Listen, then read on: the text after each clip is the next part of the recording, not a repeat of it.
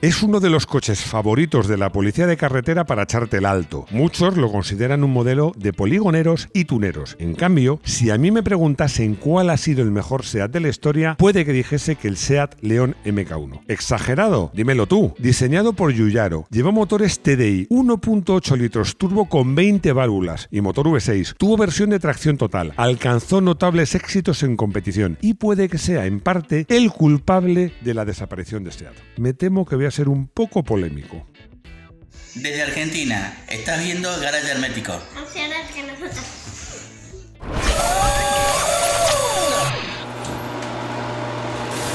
El SEAT León, el MK1, pues ha pasado por el purgatorio de ser un coche mal considerado, un coche poco menos que para macarras. Yo diría que incluso para alguna gente, casi para delincuentes. A lo mejor estoy exagerando, pero qué mala es la incultura.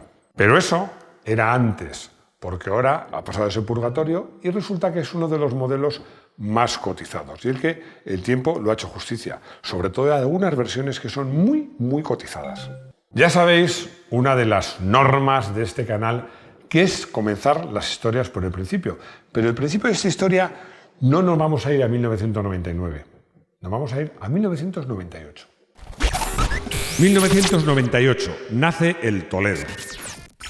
En el Salón de París de 1998 se presenta el SEAT Toledo. Ojo, el de la segunda generación. Había una primera generación anterior. Bueno, la verdad es que era un diseño de Giugiaro, que ya sabéis que es mi ídolo y es que es un mago. Había diseñado un coche, una berlina de 3 volúmenes, aprovechando una plataforma común que tenía el grupo BAC, que era la llamada plataforma A4, que utilizaban, por ejemplo, entre otros coches, el Volkswagen Golf. La magia de Giugiaro consiguió hacer un coche bonito y equilibrado cuando en principio la cosa no era fácil. ¿Por qué? Yo os cuento por qué. Es que esa plataforma A4 no tiene que ver con el Audi A4, era la que usaba el Golf. Estaba pensada para coches de 2 volúmenes, no para coches de 3 volúmenes. Entonces lo que hizo Giugiaro, tuvo que hacer, es añadir un maletero. La cosa no era fácil. Si os fijáis, la distancia entre ejes del Toledo es relativamente corta para la longitud total. Esto era un problema de diseño, pero si os fijáis, bueno, el coche de frente era muy bonito, 3/4 delantero también, pero es que consiguió que incluso en las vistas posteriores también fuera un coche bonito. ¿Por qué se hizo esto? Me diréis, bueno, ¿por qué hizo un 3 volúmenes? Porque en los mercados, en España era un mercado entonces, ahora también, pero entonces mucho más, bastante inmaduro, y tenían más éxito en ese momento los coches de 3 volúmenes. Pero SEAT quería un coche que tuviera las virtudes del Toledo, pero que tuviera una imagen más joven, más fresca y más deportiva. Así que decidieron hacer un coche de 2 volúmenes, en este caso partiendo del SEAT Toledo de 3 volúmenes. Más que un Toledo sin maletero. En 1999 nace el León. Bueno, lo curioso de este coche es que había seguido el camino que habitualmente era el inverso. Me explico, lo normal era hacer primero un coche de 2 volúmenes. Voy a citar 2 ejemplos que me vienen a la cabeza. El Opel Corsa o, por ejemplo, el Austin Maestro, el modelo Maestro, y luego añadirle un 3er volumen. Y salía bueno, el Opel Corsa TR o el Austin Montego, bueno, y Ford Escort y Orion y tantos otros. Generalmente era partir de un coche de 2 volúmenes y añadirle un maletero separado. Bueno, pues el León siguió el camino inverso. Primero nació el Toledo con un maletero separado y luego se lo quitaron. De hecho, pude leer un titular, me lo he apuntado aquí porque me hizo mucha gracia, que decía, literalmente, el León, un Toledo sin culo. Y la verdad es que esto era cierto y no lo era, porque a ver, no voy a negar que el León es un Toledo sin culo, pero tampoco me vais a negar que era mucho más que eso. El León era mucho más que eso. Era un coche muy diferente de carácter, de imagen, de conducción, era distinto. Y es que, además, como siempre, pues Giorgetto Giugiaro, que es un ídolo para mí, hizo un trabajo magistral, porque es verdad que visto de mirada por el espejo, completamente de frente, era imposible distinguir, o muy difícil, un Toledo de un León. Pero quitando esa visión puramente frontal, de perfil, la trasera que está muy bien resuelta, el León era otro coche completamente distinto, mucho más dinámico, mucho más juvenil y mucho más deportivo. Vamos a hablar de culpables como SEAT Sport, pero a lo mejor tú también eres culpable. ¿De qué eres culpable? De no estar suscrito. Por favor, nos ayudáis mucho si os suscribís. Es gratis, es sencillo. Y si os suscribís, os mandaremos notificaciones de cuando lanzamos los vídeos, martes, jueves y domingo. Y si además te hace miembro del canal, que son 0,99 euros al mes, lo más barato que nos han dejado, tienes vídeos exclusivos y este año va a haber directos. Así que, por favor, suscribíos. Culpable, SEAT Sport. En estos tiempos, estamos hablando de finales de los 90, pues SEAT gozaba todavía, dentro del grupo BAG, de una cierta autonomía. Y además, sus ingenieros tienen una ventaja. Sabían los gustos del público español. Sabían que no eran los mismos que del público francés o alemán. Y querían dar a la marca, lo hemos contado en un vídeo de cuando SEAT quiso ser Alfa Romeo, quería darle un aire más moderno, más juvenil, más deportivo, más dinámico, más joven. Bueno, querían hacer eso, pero ojo, estaba claro una cosa. La referencia para el SEAT León, sin duda, era el Volkswagen Golf. La base era la misma, los motores eran los mismos. ¿Y las diferencias? Diréis, bueno, la estética, sí, la estética exterior y la estética interior. Pero yo os diría que otra cosa, la estética es muy importante y los hacía muy distintos, pero otra cosa al menos tan importante, que era la puesta a punto del bastidor, de las suspensiones, los reglajes, el tacto, las sensaciones que te da al conducir un León y un Golf. Eran cosas completamente diferentes. Ojo, muy diferentes en las versiones deportivas, pero yo diría que en cualquier SEAT León. Y es que SEAT tenía un arma secreta. ¿Cuál era ese arma secreta? Pues el arma secreta era SEAT Sport. Ojo, SEAT Sport era mucho más que el departamento de competición de la marca, porque SEAT Sport estaba implicada en muchos, sobre todo en las versiones más deportivas, Cupra, FR, estaba implicada en el desarrollo, la puesta a punto de suspensiones de bastidor, y eso se notaba, porque realmente, como os digo, eran coches que el bastidor estaba muy afinado y tenía un tacto mucho más deportivo que, por ejemplo, el Golf. Todo esto, además, es que formaba parte del ADN de la marca, que sabéis que SEAT siempre ha estado muy ligada a la competición y siempre ha tenido modelos deportivos. Y es que diréis, pero bueno, Máximo, ¿de verdad influye tanto? Sí, porque aparte de lo que influye oficialmente que SEAT Sport colabore en el desarrollo de tal o cual modelo, es que al final, cuando en una marca hay un departamento de competición potente y la marca está implicada en la competición, es que los ingenieros van a tomar café a la cafetería de la fábrica y hablan con los ingenieros que hacen los coches de calle y hablan entre ellos y dicen, oye, ¿has pensado en ponerle un poquito más de caída? ¿Has pensado en ponerle un poco más de avance, un poco menos, tal cual? Se intercambian cosas en ese ambiente tan relajado. Por eso a mí me gustan tanto las marcas que están implicadas en la competición, porque eso se nota en los coches de competición, en los coches deportivos y en todos. Hay una frase muy del canal que decimos mucho, no nos gusta la polémica, pero no la esquivamos cuando la tiene que haber. Y es que ahora llega un poquito de polémica. Mejor que un Golf y más barato. Cuando en 2022 Herbert Diess, a la sazón el mandamás de SEAT, todo esto lo contamos en un vídeo de SEAT desaparece, pues hizo unas declaraciones que, como no me quiero equivocar, la voy a leer literalmente. SEAT utiliza la misma tecnología que Volkswagen, pero vende más barato, de modo que es difícil hacerla rentable. Cuando oí esto en 2022, yo pensé en el SEAT León MK1. ¿Por qué pensé en el SEAT León MK1? Bueno, porque muchos periodistas y muchos usuarios y muchos aficionados pensaron lo mismo que pensé yo, que es que el SEAT León MK1 era, en muchos casos, mejor que un Golf y además, efectivamente, más barato.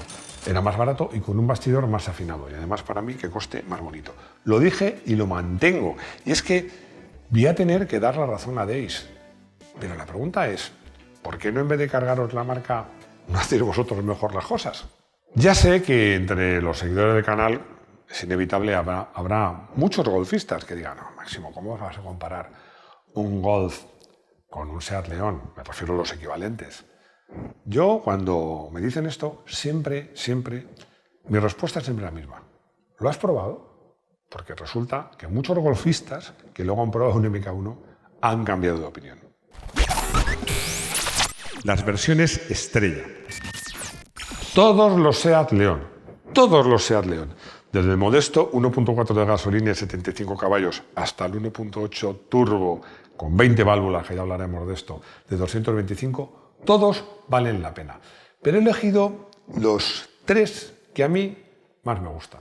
Los primeros que he elegido tenían que estar, entre mis favoritos, no podía ser de otra manera, son los TDI, los Seat León TDI, que además en su versión FR llegaron a ofrecer 150 caballos. Bueno, como todos los TDI, no hablaremos en este caso del escándalo de las trampas que hizo Volkswagen o el Grupo Bajo en estos motores, pero es que corría una barbaridad y gastaban muy poco. Bueno, una barbaridad, olvidad los datos, 0 a 100 en 9 segundos y una punta que superaba los 215 km por hora.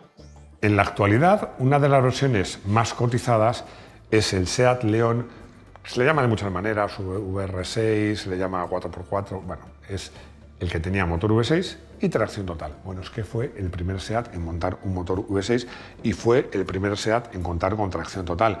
El motor ofrecía 204 caballos, además con muy buenos bajos, y tenía unos acabados y un equipamiento excepcional. Solo se fabricó, y no muchos, entre el año 2000 y el año 2004.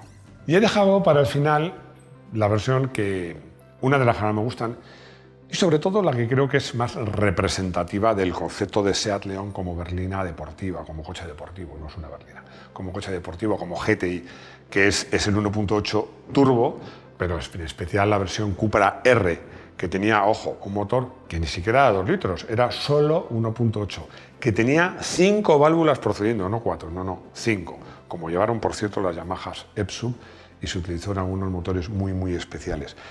Por supuesto tenía turbo, por supuesto tenía intercooler, comenzó ofreciendo solo, con comillas, 180 caballos y llegó a ofrecer 215. Las prestaciones eran espectaculares, con un 0 a 100 en menos de 7 segundos y una punta de 250 km/h. Un verdadero tiro. Pero os he engañado. Os he engañado porque he dicho 3 versiones y es mentira. Hay una cuarta que para mí es muy especial, que tengo especial cariño y que merece capítulo aparte. Seat León Supercopa. Los que me seguís habitualmente, pues ya sabéis que tuve la fortuna de participar con un Seat León Supercopa en el Trofeo RACE de Turismos durante 3 años. Y la verdad es que este es un coche muy especial por muchos motivos. Vamos a verlos todos. Estaban fabricados, nacían como coches de carreras fabricados en la línea de fabricación de Seat por Seat Sport. No eran como otros coches, que se coge el coche de calle, se le quitan cosas, se le pone... No. Este coche nacía y era fabricado como coches de carreras en las propias instalaciones de Seat, bajo la batuta de Seat Sport. El chasis era súper rígido y súper ligero. Súper rígido por muchos motivos, porque como os digo, se fabricaba por la propia Seat, se aprovechaba y las soldaduras, por ejemplo, donde había puntos de soldadura se ponía un cordón o se ponían más puntos. El arco de seguridad era magnífico y aparte de ofrecer una seguridad adicional muy importante, pues permitía un bastidor muy rígido porque era como si llevara un chasis tubular realmente, y luego además es que no se le ponía insonorizantes, no se le ponía interior, no se le ponían guarnecidos, no se ponía, y las capas de pintura eran las justitas, o sea, era un bastidor muy rígido y muy ligero. Pero es que el bastidor era excepcional por más motivos. Primero, tenía una dirección súper extra rápida, directísima. Tenía unos discos, sobre todo los delanteros, eran discos enormes, gigantes. Y luego las suspensiones estaban muy bien afinadas. Además, hay una particularidad. El Seat León Supercopa era solo tracción delantera, pero el eje trasero era el mismo, que era de paralelogramos deformables, mucho más sofisticado que el de rueda tirada de los normales, el mismo que utilizaba el Seat León 4x4. Pero insisto, la suspensión era la del León 4x4, pero este coche era solo de tracción delantera. El motor era prácticamente de serie, pero con muy poco que hicieras, ese motor que de serie daba hasta 215 caballos, 225, era muy fácil subirle y de hecho la marca anunciaba 251 caballos a 6.300 vueltas y lo más importante, un par de 320 Nm a 3.200 vueltas. Bueno, el motor era espectacular y además el cambio era de 6 marchas manual, pero muy rápido. Además, la motoricidad, pese a ser un coche de tracción delantera, era espectacular por 3 motivos. 1, porque el calzado era muy generoso. 2, porque las vías eran más anchas. Y 3, porque tenía un autoblocante que funcionaba magníficamente bien. Y luego además, como colofón, tenía muy buenos detalles. El asiento era recaro, tenía tenía extintor, pero además extinción integrada. O sea, que era el extintor cuando si el coche, el comisario, el piloto tiraba del sistema de extinción, salía la espuma por diversos sitios. Y pasaba lo mismo con el gato. El gato era un gato hidráulico integrado. Tú parabas en boxes, ¡pum!, te enchufaba la manguera, ¡paf!, y el coche subía rápidamente. Un lujo. Este coche era realmente rápido, era muy divertido y era bastante delicado de llevar deprisa. Bueno, la puesta a punto corría a cargo de un pedazo de piloto como es Jordi Gené. Más de medio millón. El Seat León MK1, la verdad es que fue un verdadero éxito porque se fabricaron y se vendieron 550.000 unidades antes de que apareciera el Seat León MK2, que en este caso no fue diseño de Giugiaro, sino de otro de mis diseñadores favoritos, Walter da Silva, que vendió incluso más, pero sobre todo seguía con esa idea de hacer del Seat León un coche pues, más dinámico y más joven y más deportivo que los coches equivalentes del grupo BAG. Un ejemplo de lo que os digo es incluso en el diseño de la puerta trasera, porque Walter da Silva, como por cierto ya había hecho en algún otro modelo Alfa, pues el tirador o el abridor de la puerta trasera estaba, ¿cómo podríamos decir?, disimulado en el marco. No se veía. Tú veías el coche de perfil y prácticamente parecía un modelo de 3 puertas. Versión que no hubo hasta que no llegó ni en la primera generación ni en la segunda generación del León hubo versión de 2 puertas, bueno, en realidad de 3. Pero el Seat León MK2 de perfil podría pasar por un coche de 2 puertas laterales. Yo creo que después de haber visto este vídeo tenéis claro que tengo cierta debilidad por este coche y nunca lo he ocultado, porque es un coche que me gusta mucho y además el tiempo, como os he dicho, hace justicia y es un coche que a pesar de que en un momento dado fue muy poco valorado, ahora se cotiza mucho, sobre todo algunas versiones, las versiones pues, más atractivas. Pero ojo, no os empeñéis en buscar el último, si buscáis un 1.8T, el último de 215 caballos, o es que el primer FR de 180 va de lujo, pasa lo mismo con las versiones TDI. No hay que ir a la de 150 caballos. Si encuentras otra interesante de las versiones anteriores de 125 caballos, todos los Seat León, de verdad, créetme, sobre todo las versiones con cierto tinte deportivo, valen la pena.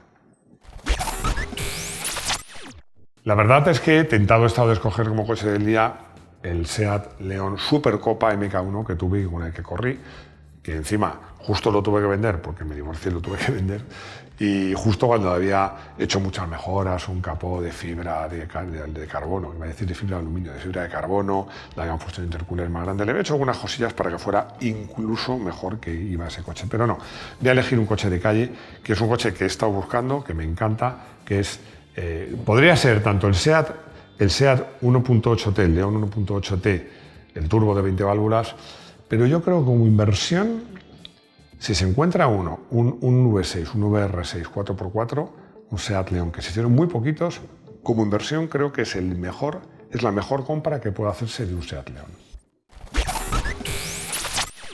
Antes de ir a la pregunta de Paco, recuerdo que tenemos ahí a Luis Alberto Izquierdo en el back office contestando todas vuestras preguntas, que son, bueno, creo que en diciembre llegaba a 500 preguntas al mes. Bueno, Paco me dice que ha leído que el comportamiento del León era mucho mejor, el del León MK1, mucho mejor que el de Toledo MK2 y que no lo entiende porque en el fondo es el mismo coche. Bueno, a ver, Paco, no es el mismo coche. Básicamente por 2 motivos. Porque incluso con el coche vacío, el maletero ahí, por detrás del eje trasero, ese peso, pues hace que la inercia del coche, el comportamiento cambie ligeramente. Pero sobre todo es que el Seat Toledo tenía unos reglajes de suspensión y un bastidor pensado en una berlina de padre de familia, por decirlo de alguna manera. Mientras que siempre en el Seat León la marca quiso darle un cierto aire de deportividad, insisto, no en las versiones deportivas, sino en todas. O sea que realmente el León MK1 tenía un comportamiento dinámico mucho mejor o mucho más eficaz que el Toledo MK2, aunque la base fuera la misma.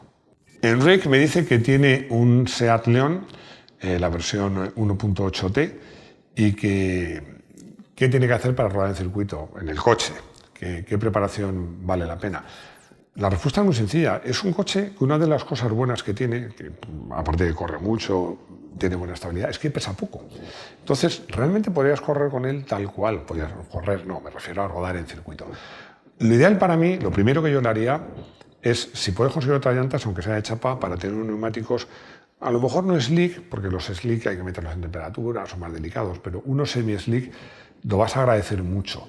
Y luego, si quieres ir un poco más allá, los frenos. Los frenos, suspensiones un poquito más duras y unos buenos frenos. Además, como tienes de Seat Sport, bueno, le podías poner los frenos de León Supercopa, que son unos discos espectaculares.